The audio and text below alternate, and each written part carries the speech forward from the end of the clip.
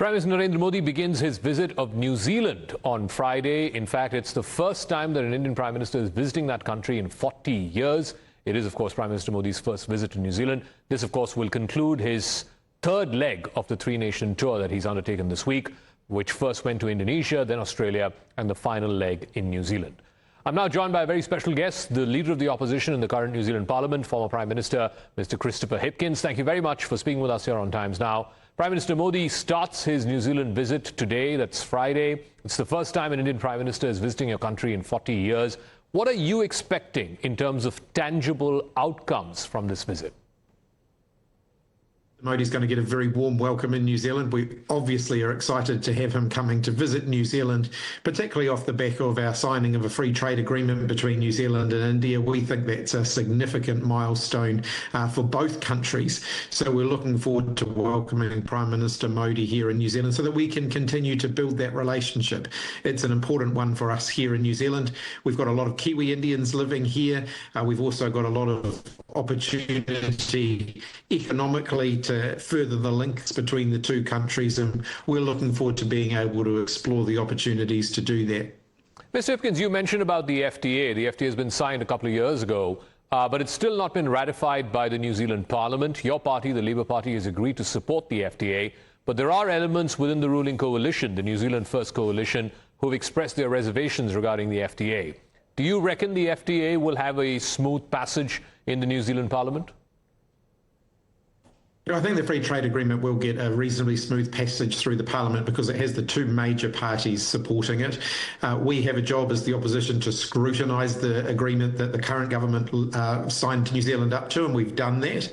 And off the back of that scrutiny, we've decided that we will support it. By and large, free trade agreements in New Zealand have gone through bipartisan support between the two major parties, and that's going to continue with this free trade agreement with India.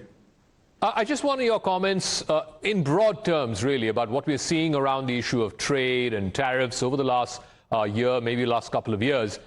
Bigger powers, bigger economies like America, China, they're all weaponizing trade. And I want your thoughts on what may that mean for smaller countries like New Zealand or countries in the global south like India.